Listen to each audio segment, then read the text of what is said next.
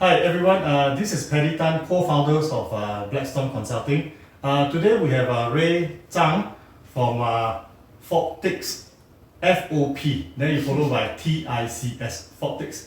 We have him together to do a short interview, basically to understand what is Foptics and what is his business about. So yeah, thank you for being here. Okay, today it's a Monday, right? Monday. Yeah, it's a Monday. Okay, thanks for being here. So Ray, so very interesting with the way that you play with the words. So maybe I want to do a short introductions of what do you do, why this name, and then how have you been? Sure. I run Foptics. I started Foptics. Foptics is actually a fast fashion eyewear brand that started in Singapore, based in Singapore, and we focus on three things. The first thing is affordable eyewear. The second one is trendy eyewear, and then last but not least, eyewear with convenience. That means you can buy a pair online. Yeah. So why I started this is actually it's the same old story as most founders. We try to solve our own problem. So back then, I think in 2016, I attended a course. I sat all the way at the back, and then I realized that I can't see the screen very clearly anymore. So I thought, okay, maybe I can get a pair of glasses, finally to wear for like style, accessory, and at the same time allow me to see better. So I walk around, shop for glasses for the first time as an adult, and I can't comprehend how come glasses is so expensive. Yeah. It's essentially metal with plastic or plastic on plastic. Why is it so expensive? It's either it's nice and it's expensive, or it's not so nice and affordable. So I thought there must be something to be done there lah. And indeed I found that the usual markups of glasses is very, very high.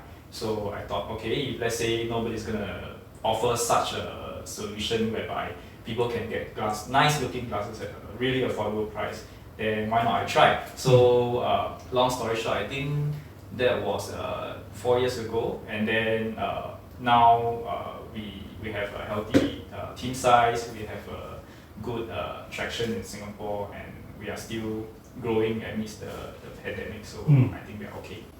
So a couple of questions. You mentioned about eyewear. Yes. But later on you explained that you started off for glasses. So can I assume that what you're offering now is only glasses itself? Yeah, so we mainly focus on glasses, since contact lens is something we do as a fan service, but not really our main target offering. Okay. So when you talk about markup very high, I think this is quite known in the industry. So one question is that, for example, like we understand, like Ray-Ban, there's a lot of big brands, but somehow the quality may not necessarily be as good. I mean, I understand. I mean, I cycle, so there's a lot of cyclists actually pay a lot of money. Yes. Okay, for their spectacles, for the glasses, a whole bunch of all this. So when you talk about markups, is there any specific, like is it talking about normal wear? You're talking about sports wear? All this, the markup is more significant. I would think it depends on the brand. So if let's say you're talking about Oakley, Ray-Bans, very established brands, then sure, by all means they have the power, or they have the positioning to offer their products at a attractive price to them. But I would think for everyday wear, perhaps glasses don't need to be so expensive. And I always think that we have multiple pairs of shoes, we have so many different apparel choices, and we change ourselves from top to toe every day, but our face, which is the most important feature, remains the same for at least 2 years. I think it's a weird thing that somehow everybody just accepted, and perhaps it's because there's a lack of options, affordable options, or maybe there are just lack of choices. Yeah, basically. So that's why we started this, and then we want to make sure people don't have this kind of limitation when it comes to the thing that is on your face. So I take it as that means they can buy more than a pair, go with them.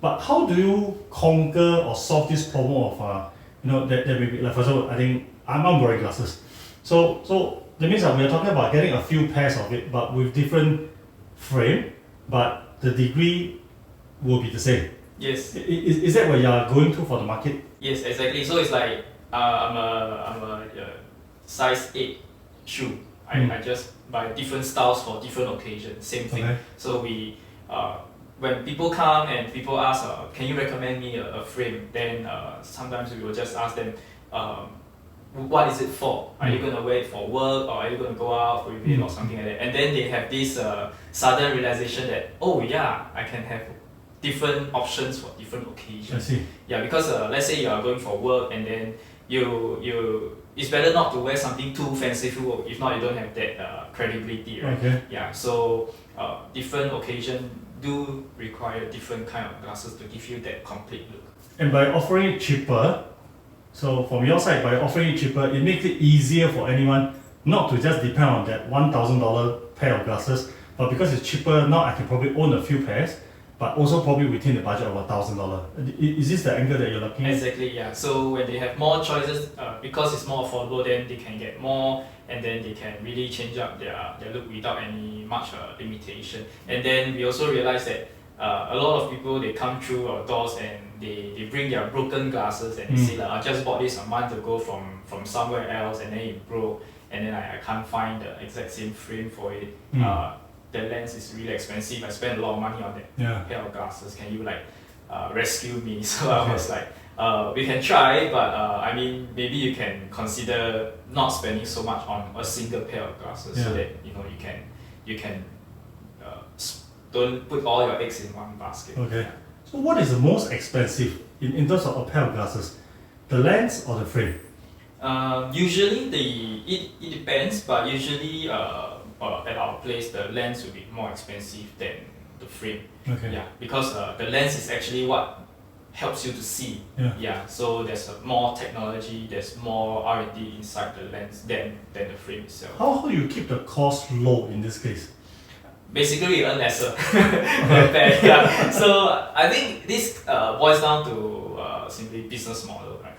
Yeah. The places that we can get lenses and frames, I think it won't be that different from any other optical business. And all from manufacturers, basically. Exactly. Yeah. So why do they have to have such a big markup and we don't need? Is I think it's purely based on business model. For example, if you think that having a retail shop at a very very good footfall place is very important and you pay a premium for it, then that's your business model. Yeah, but for ours, we think that okay, nowadays people buy everything online, right? So like, why not shift some of the traffic to online, cut down on the fixed costs, so that we can ultimately bring our price down and give some savings back to the customers. Yeah, so I think it depends. It's all based on how you want to structure your business model. Do you want to do like what some people will call it? You want to do a high mix or like a high volume kind of business model? I think it's up to the business. So Ray, how do you buy a pair of glasses online? Okay, so buying a pair of glasses online, typically everyone will face two challenges. So the first challenge is on the frame itself. Like, how do I know that it will suit me? How do I know that it will fit me well? And then the second problem is how do I get my prescription? How do I know what's my prescription? So for the second issue, the prescription issue, if you have bought it elsewhere before, you can send us a valid prescription, and then we can follow it. If not, we have a physical store. You visit us for just once, and then we have your record. You will have a copy of the record as well, and then from then on you can buy online. Yeah. So that's the how we're gonna solve the second issue. And of course, in the future, we definitely are working towards something very exciting, something that we will be doing first in the region, in the Southeast Asian region, to have this kind of frame, so that we further reduce the obstacle for people to get glasses online. And then to the first problem, which is how do you know the frame will fit me, right? So that one is actually again is on, I would say it's a business problem issue. If I want to sell you a pair of $1,000 shoes online, then I must somehow find a reason or a way for you to make sure that it will fit you. Yeah.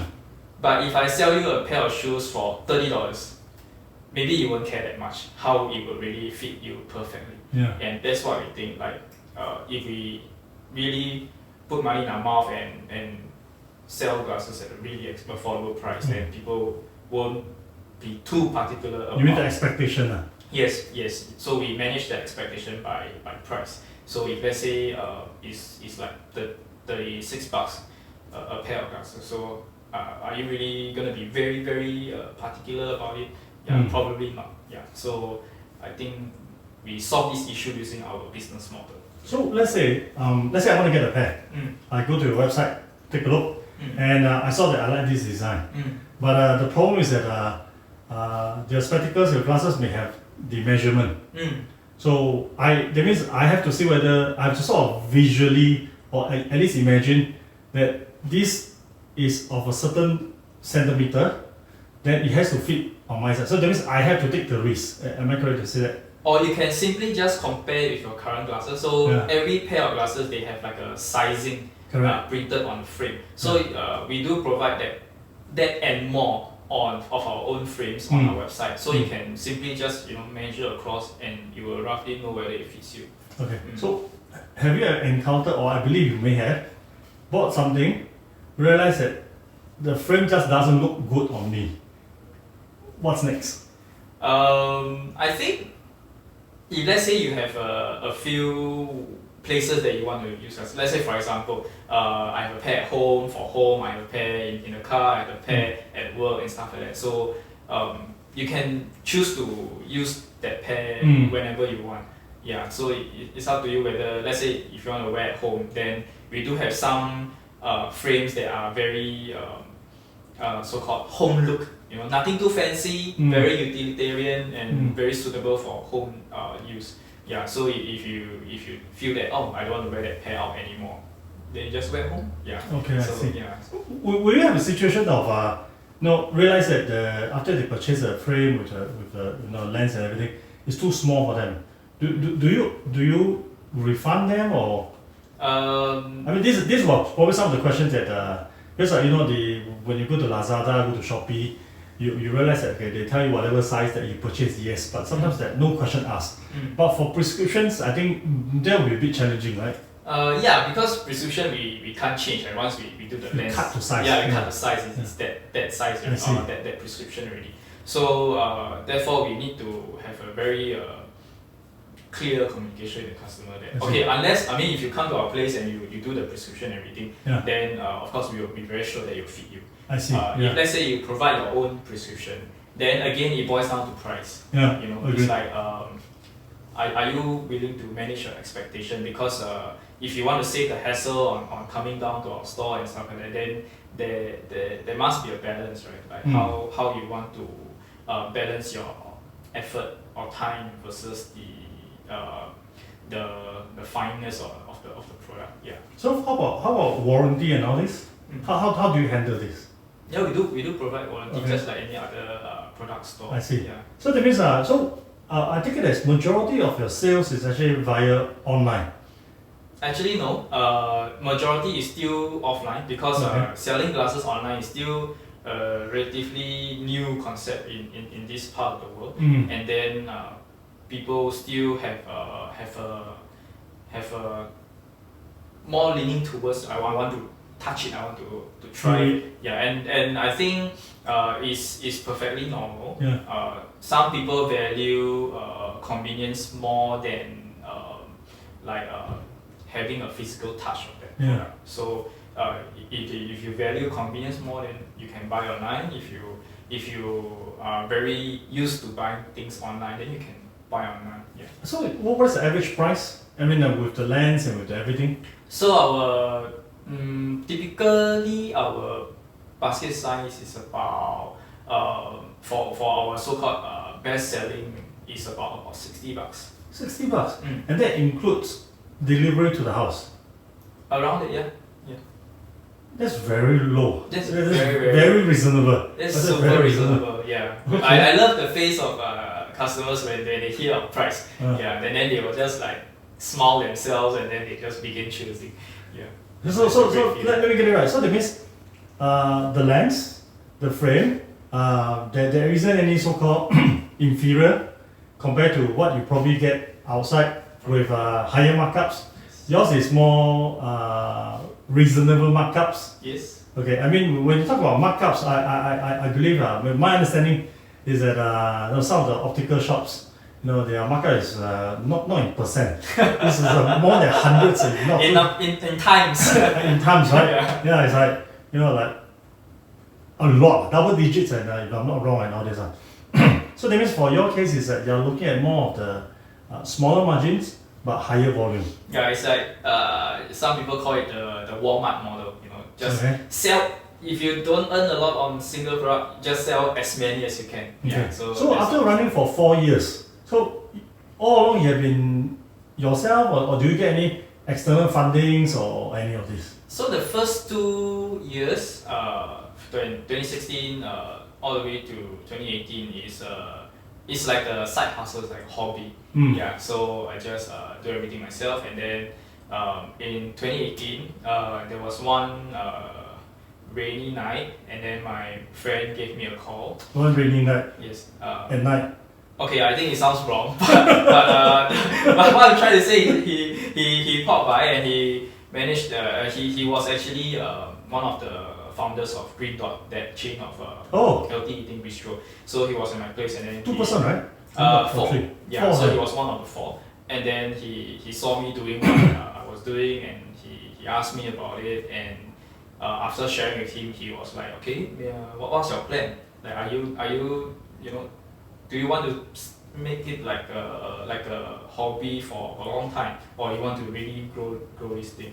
So I thought about it, and I thought, okay, since it's getting pretty good traction, why not give it a try? So thanks to him, he gave me a nudge at the right time to open up the first physical store. Yeah, and then it was like a super small store. It's just like something to like a proof of concept kind of setup. Yeah. So thankfully it worked out, and then 6 months later we moved to a slightly not slightly, maybe a space I think 4 times bigger or something like that. Where was the store when you first started? It's at Kovan. It's at some. Oh. It's at a very very isolated part of Kovan. Even people living in Kovan won't know. Yeah, that's how isolated it is. Yeah, so we got it at a very very reasonable rent, and we thought it was a. Really, but it's in the mall. No, But the shopping mall is in the. It's like a mixed development thing. It's like the first 2 floor is like all the shops, and then upstairs you have all the condos and everything. Oh, okay. I see. Yeah, so it's a really really low rent, low risk test. So you were self-funded even then?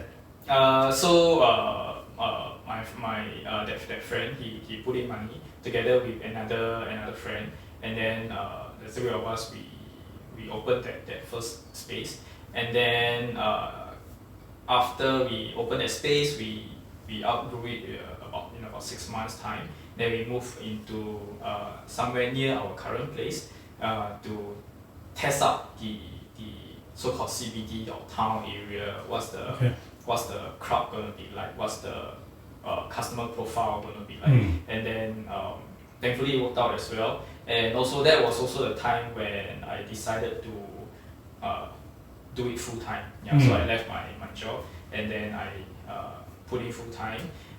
So I thought that there's a lot of opportunity cost not to do that. So okay, it's time to do that. And then after that, we moved to even bigger space where we are currently. Yeah. Chinatown. Yeah, Chinatown. So we have 2 other investors who came along the way. Yeah, I wouldn't call them investors. I would call them partners actually. Yeah. So one of them, he was a customer turned partner. Yeah. So he really liked the business model, and then he thought that he has some domain expertise that he can chip in to help. And indeed he has. He was a Bain consultant before, and then after that he went to become a Coca-Cola executive. Yeah, so I'm sure he has a lot things that we can learn from him. And then our so-called latest partner as of now is is an ex VC, and then he's now in an investment firm. Yeah, so based on his VC experience, we definitely have a lot to learn from him. Mm. So I think we have a pretty decent team now. Yeah. Okay. Yeah. So these folks who invested, I assume it's not just the cash, but also the experience and everything. So what's next? What's next? Okay, so of course we are not done. For a lack of a better word, our website now is shit. So yeah, it has been like that since the start. But you've been drawing sales lah. Yes, yeah. So thankfully, it can fulfill some a pool of people's expectation. But of course, we want to make it to a standard where we think everybody can accept. Yeah. So that's our KPI for this year to make sure that our online offering is on par with international players.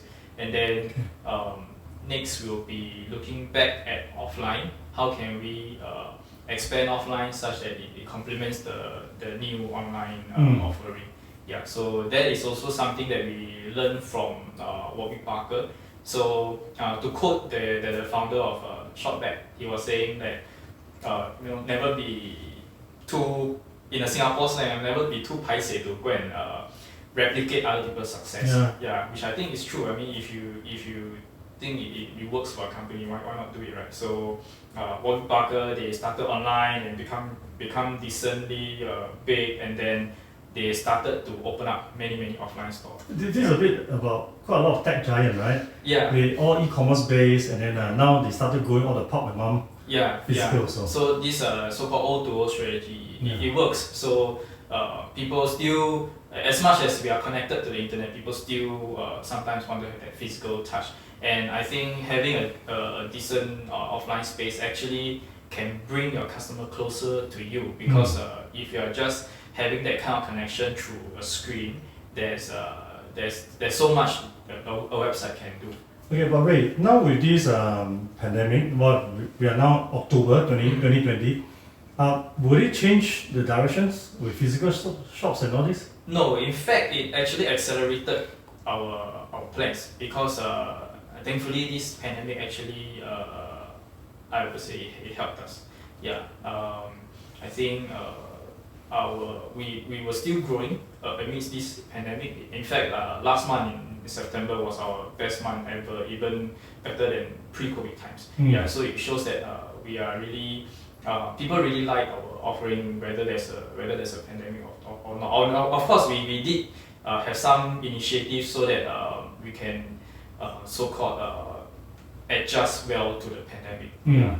But I think overall, people still like our offering. Even during this pandemic, they're willing to visit us. They're willing to basically support us. And then when we see that there's a lot of opportunities that we can tap on during these pandemics, we thought that okay, maybe it's time of all the plans that we want to do, maybe we can accelerate it faster so that we can make good use of this situation. And then there's this Chinese saying that I like a lot, like the Chinese term for crisis is 危机, right? Yeah. So if there's no 危, there's no 机, right? Yeah. So we see an opportunity in every so-called crisis. Yeah. And then we thought if you have the right attitude and then the right outlook and of course resources, then why not accelerate our plans? Right. Yeah. So for your customers that is been purchasing from you online, do you see any differentiations between them now towards what you're going to plan on in the offline? No, I think the target segment will still be the same. So it's just that whatever we want to say will be more better captured and better executed online, so that we can really make the UI UX so what people would expect from an optical e-commerce store. But I understand that a lot of your customers are influencers who actually have no degree at all, but they just want to buy the glasses just for whatever purposes. Yeah. Is that how receptive are these? I think, yeah, over time, when we were schooling, people think that wearing glasses is an uncool thing, but now types have changed and then it becomes a cool thing now. Yeah, so people definitely we see people buying just the frame. So the frame without the prescription. Yeah. So in this is that would be much cheaper, right? Yeah, it's only like $16. Yeah, so it's like really something. It's as good as a price of a necklace or a price of a pair of earrings. Okay, so $16 for a pair of glasses. A pair of glasses. We're talking about normal glasses, right? Do you go into sunglasses all this? Not yet. We wanted to, but because now during this pandemic, people don't have the reason or they can't travel. So we thought, okay, maybe we can hold back a bit more on these sunglasses. Yeah. Okay, so but it is part of your plan as one of the eyewear. Yes. Okay, that's interesting. So now I guess that with this pandemic, it somehow accelerated your plan, but at the same time, probably generated more revenue. So where do you see all this eyewear business down the road, especially in a country like Singapore? So Singapore is a small country, everybody knows, but unfortunately we are a country with very very high myopic rate, and it's not going to stop. Yeah. Kids nowadays have more screen time than ever, and people will just need more and more glasses. Yeah. So we did our market research, and we found that Singapore actually is there's a lot of optical stores around, but it's very very so-called not saturated in terms of branding. Like maybe old days they do own about 20 plus stores in Singapore. A lot of shopping malls. Yes, in a lot of shopping malls, but there's still a lot of room to play. There's still a lot of room to grow for so-called a new brand like us. Like there's still a lot of so-called mom and pop optical stores around who still serve their old time customers. Then there's a lot of chains which are not doing very well, unfortunately. Yeah. So these are all pockets of space where we can actually conquer before we match up with the big boys. So there's still a lot of room to play. So last few questions. Yeah, sure. I understand that there have been a lot of there was a period of time where a lot of optical shops actually go listing. They listed themselves, go for IPOs and stuff like that. Where do you see your business now with a handful of investors in it? Do you see this a path towards? I think as of now is if you're talking about exit plan, we do have an exit plan. But if you talk about whether we want to IPO in 3 years or in 5 years or in 10 years, to be honest, I don't have the answer, because when we want to grow the business, we just want to solve the problem and then make sure that the problem is worthwhile to be solved in terms of maybe generated revenue or whatnot. Yeah. So we are already generating revenue. We are already profiting. So do we need that IPO, or do we need that kind of influx of cash for further expansion? Maybe yes, maybe no. Yeah. So it depends on our internationalization plans. Like, how are we gonna do it?